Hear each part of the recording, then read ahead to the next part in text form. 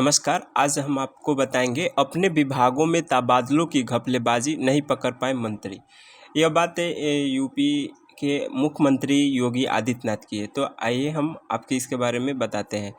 योगी आदित्यनाथ के वे मंत्री जो अपने विभाग का औचक निरीक्षण कर सुर्खियां बटोरने में लगे थे, उन्हें अपने विभाग में तबादलों में हो रहे घपले की भनक तक नहीं हुई। बात गले से नीचे उतरने वाली है तो नहीं, लेकिन सरकार अपने बचाव में अब तक यही दलील देती आई है। 5 साल सरकार चलाने के बाद दूसरी बार पूर्ण बहुमत की सरकार में सेवानिवृत्त अधिकारियों के तबादलों ने योगी आदित्यनाथ की खासी किरकिरी कराई है। आदित्यनाथ की दूसरी सरकार में उप मुख्यमंत्री ब्रजेश पाठक सरकार बनने के बाद अपने स्वास्थ्य विभाग का औचक निरीक्षण कर पहले कार्यकाल में स्वास्थ्य सेवाओं में हुई गड़बड़ी की कॉपी जांचने निकले थे।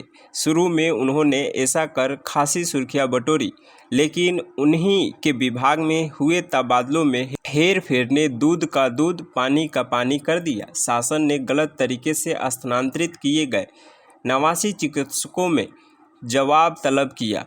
अब इन 89 चिकित्सकों में से 30 का स्थानांतरण निरस्त करने की बात कही जा रही है।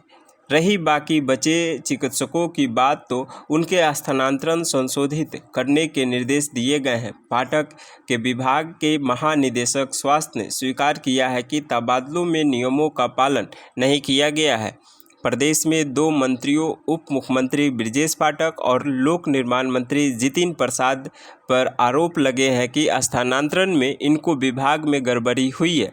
स्वास्थ्य विभाग में जो स्थानांतरण हुए थे, उसकी शिकायत उप मुख्यमंत्री ब्रजेश पाठक ने मुख्यमंत्री से की थी। उस पर कोई कार्रवाई नहीं हुई तो पाठक ने इस प्रकरण को गृह मंत्री से साझा किया था।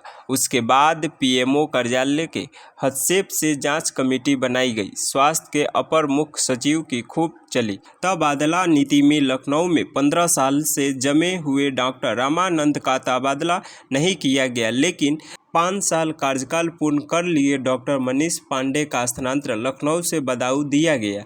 उत्तर प्रदेश सरकार के शासनादेश के अनुसार जिस कर्मचारी की सेवानिवृत्त अवधि 2 साल से कम रह जाती है, उसका तबादला नहीं किया जाता है। यदि संभव हो तो तबादला उसके गृह जिले में कर दिया जाए, लेकिन लखनऊ से डॉक्टर रहमान का तबादला सोनभद्र कर दिया गया, जिनका कार्यकाल 2 साल से भी कम था। स्वास्थ्य विभाग ने 2 विशेष सचिव ने तबादला नीति पर सवाल भी उठाया था, लेकिन अपर मुख्य सचिव स्वास्थ्य ने उसको दरकिनार करते हुए सूची जारी कर दी। जब जांच कमेटी बनी तो उन्होंने दोनों विशेष सचिवों पर दोष मढ़ दिया। जानकारों का कहना है कि लोक निर्माण विभाग और स्वास्थ्य विभाग में मंत्रियों से अनुमोदन तो ले लिया गया, लेकिन दोनों विभागों के मुखिया ने अपने मन से स्थानांतरण सूची जारी कर दी। वहीं हालात लोक निर्माण विभाग का भी है। लोक निर्माण विभाग के स्थानांतरण के मामले में पीडब्ल्यूडी के प्रमुख को हटा दिया गया। उनके अलावा 6 से अधिक अधिकारियों के विरुद्ध निलंबन की तलवार लटक रही है।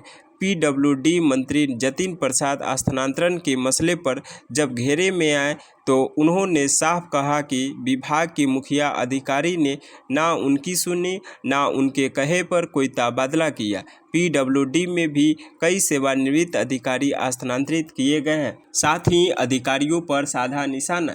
योगी सरकार के एक और मंत्री संजय निषाद ने अधिकारियों पर निशाना साधा है। संजय निषाद ने कहा कि कुछ अधिकारी ऐसे हैं जो अंदर से साइकिल और ऊपर से कमल के होते हैं, राजनीतिक रूप से विपक्षी दलों से जुड़े हैं। यूपी के मत्स्य मंत्री संजय निषाद ने अधिकारियों पर तंज कसा और कहा कि राज्य मंत्रिमंडल में कुछ ऐसे अधिकारी हैं जो राजनीतिक रूप से समाजवादी पार्टी और बहुजन समाजवादी पार्टी की ओर झुके हुए हैं, लेकिन दिखाते हैं कि वे भाजपा का योगी सरकार के दूसरे कार्यकाल में चले तबादलों के खेल में किस पर जांच की आंच आती है और कौन दोषी करार दिया जाता है, यह तो जांच रपट आने के बाद पता चलेगा। लेकिन तबादलों के नाम पर जो हुआ उससे साफ है कि अब भी उत्तर प्रदेश के विभागों में भीतर ही भीतर वह होता है जिसकी भनक तब लगती है जब वह सार्वजनिक होता है। तबादले के इस खेल ने खुद योगी की परेशानी पर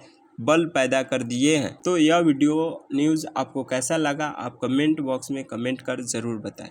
धन्यवाद।